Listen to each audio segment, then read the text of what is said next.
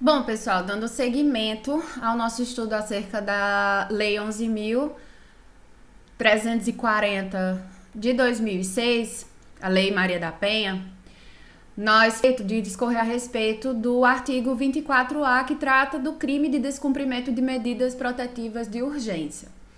O artigo 24A diz: descumprir decisão judicial que defere medidas protetivas de urgência previstas nesta lei. Pena, detenção de 3 meses a 2 anos. Parágrafo 1º diz: a configuração do crime depende da competência civil ou criminal do juiz que deferiu as medidas.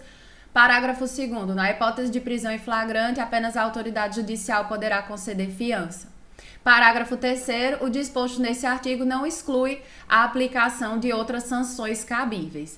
Então, assim, em 2018, nós tivemos a aprovação dessa lei, 13.641, que acrescentou à Lei Maria da Penha esse crime do artigo 24A.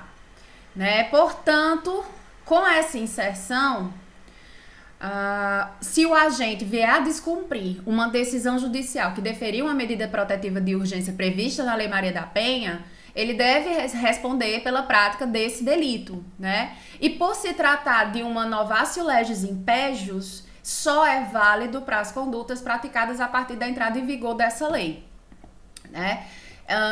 Outra coisa importante é que se esse bem jurídico tutelado é, acima de tudo, a vítima dessa violência, né, de gênero, é a mulher, também o bem jurídico tutelado também vai ser a administração da justiça, porque tem o interesse do Estado no cumprimento dessas medidas protetivas de urgência. Quanto aos sujeitos do crime, a gente tem aqui um crime próprio, então ele só pode ser cometido pelo sujeito ativo da violência doméstica familiar contra a mulher que já estava submetido ao cumprimento de uma medida protetiva de urgência prevista na Lei Maria da Penha, que tinha sido determinada pelo juízo competente. Então, como é um crime contra a administração pública, como eu já falei, o sujeito passivo primário vai ser o Estado e, secundariamente, a pessoa, a mulher, no caso, que havia sido beneficiada com essa decisão que deferiu a medida protetiva de urgência. É esse núcleo do tipo penal que está aí, descumprir. É você transgredir, você desobedecer, desrespeitar, não cumprir.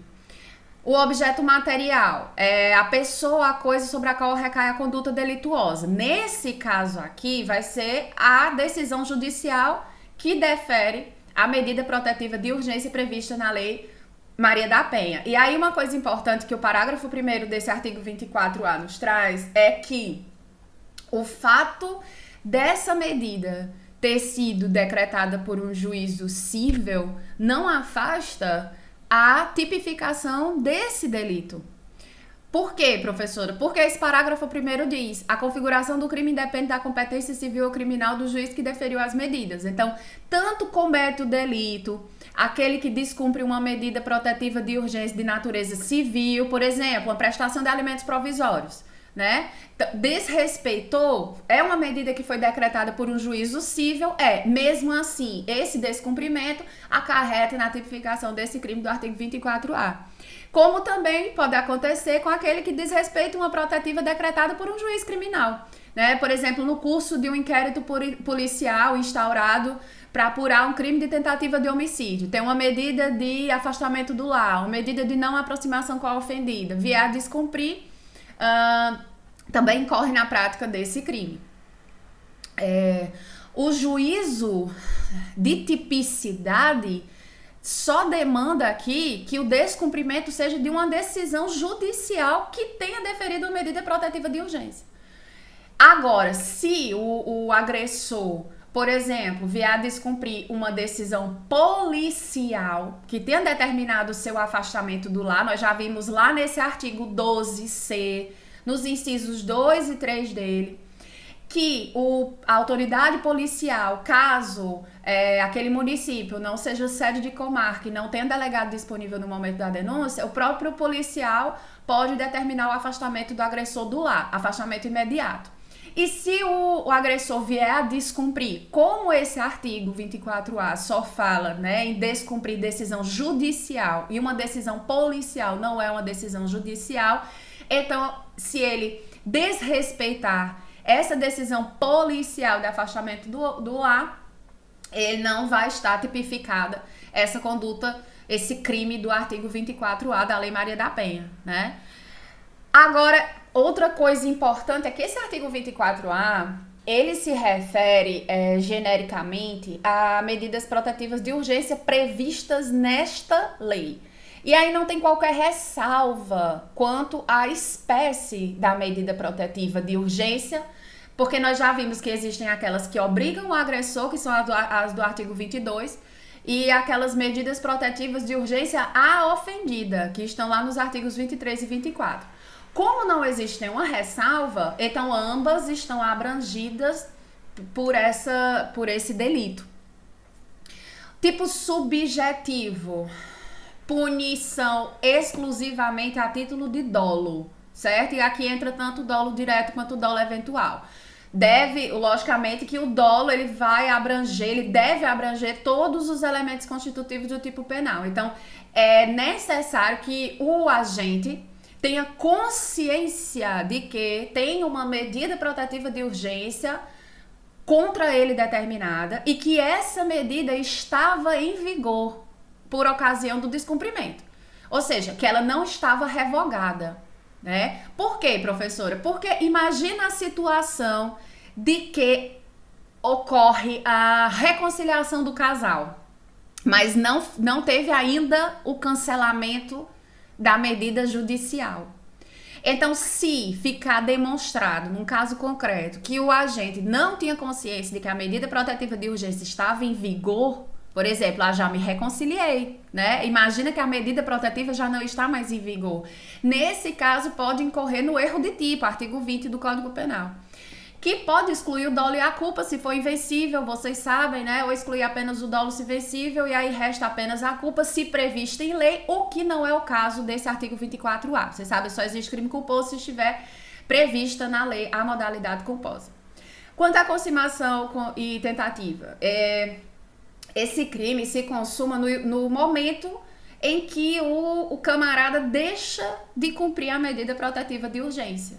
Então, não tem uma regra absoluta que esse descumprimento tenha que ser analisado sob a ótica da medida protetiva de urgência do caso. Por exemplo, se a medida protetiva decretada envolvia o afastamento do lar, deve ser fixado um limite mínimo de distância, né, entre o agressor e a vítima. Então, quando é que esse crime vai estar consumado? No momento em que o agente desrespeitar esse limite. Então, é um crime formal. Então, para fins de consumação, é necessário que a decisão descumprida de fato pelo agente não seja efetivamente. Não é necessário que a decisão descumprida de fato pelo agente não seja efetivamente aplicada. Então, a consumação do delito não depende da consumação de um crime mais grave que o agente eventualmente pretendesse praticar contra a vítima. Ou seja, ele descumpriu a medida protetiva no intuito de praticar um crime de lesão corporal. Não é necessário que ele venha praticar esse crime de lesão corporal. Só o fato, nesse exemplo que eu estou mencionando, só o fato dele ter se aproximado, ultrapassado o limite mínimo de distanciamento do lar, ele já tem consumado esse delito. E é um crime plurissubsistente, né? Quando praticado nessa modalidade comissiva. Por isso que é possível, totalmente possível, a tentativa. Outra coisa que esse artigo coloca na hipótese de prisão em flagrante, apenas a autoridade judicial poderá conceder a fiança, certo? Então, o delegado de polícia, para conceder liberdade provisória com fiança ao flagranteado pela prática desse crime, não pode. Então, o indivíduo, ele vai ficar preso em flagrante, na sequência vai ser conduzido à audiência de custódia, e aí, então, o juiz competente vai proceder com a convalidação do flagrante, né? E aí pode determinar o relaxamento da prisão em flagrante, converter aquela prisão em flagrante em prisão preventiva, se estiverem presentes lá os pressupostos dos artigos 312, 313 do Código de Processo Penal, ou conceder a liberdade provisória, cumulado ou não com as cautelares diversas da prisão. Esses detalhes vocês vão estudar direitinho, pessoal, em processo penal. Outra coisa importante é que aqui no final desse artigo ele fala da possibilidade de aplicação de outras sanções cabíveis, né? Diz aqui no parágrafo 3º: o disposto nesse artigo não exclui a aplicação de outras sanções cabíveis. Então, além dessa tipificação do próprio crime do artigo 24A, é possível também a aplicação de outras sanções. Por exemplo, substituição por uma medida protetiva mais eficiente, mais eficaz. Da própria Lei Maria da Penha. Pode ter uma aplicação cumulativa de outra medida protetiva de urgência. Pode ter a decretação de uma prisão preventiva e por aí vai, certo? Lembrando que o crime de homicídio qualificado pelo feminicídio, o fato do crime de homicídio qualificado pelo feminicídio ser praticado em descumprimento de uma dessas medidas protetivas de urgência previstas no artigo 22 dessa Lei Maria da Penha, passou a funcionar como causa de aumento de pena, né, de 1/3 até a metade, desde 2018, certo? Cuidado! Aqui, apesar de nós termos um crime que é punido com detenção de 3 meses a 2 anos, a gente tem uma certa controvérsia. Por quê? Porque aqui nós podemos ou não estar diante de uma infração de menor potencial ofensivo. Já comentei com vocês, artigo 61 da Lei 9.099 fala que as infrações de menor potencial ofensivo são as contravenções e os crimes cuja pena máxima não ultrapassem 2 anos, cumulado ou não com multa. E aqui a pena máxima é de 2 anos. Então, alguns colocam que poderíamos estar diante de uma infração de menor potencial ofensivo e aí ter direito àqueles institutos despenalizadores do GCRIM, da 9.099/95, por exemplo, a transação penal, suspensão condicional do processo, né? E tem a outra corrente, que eu acho mais acertada, que diz que não é uma infração de menor potencial ofensivo, né? Já falamos que artigo 41 da própria Lei Maria da Penha diz que não deve ser aplicada a Lei dos Juizados Especiais Criminais quando se tratar de violência doméstica e familiar contra a mulher. Então, é uma corrente bastante forte, bastante aceita. Não se trata de menor potencial ofensivo e, portanto, poderá sim ter prisão em flagrante, que é uma das coisas que acontece quando se trata de infração de menor potencial ofensivo, é que não pode ter prisão em flagrante. Aqui seria o caso de impossibilidade de um flagrante, né? O que já não teria, a gente já não estaria diante de um cumprimento da Lei Maria da Penha para aquele objetivo pela que foi criada, que é dissuadir o agressor, tanto a reiteração criminosa quanto a prática quanto a desobedecer essas medidas protetivas de urgência.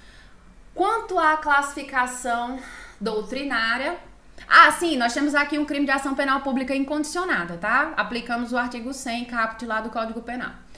Classificação doutrinária. Aqui nós temos um crime próprio, já mencionei, né? Só pode ser cometido por quem deve observância às medidas protetivas de urgência.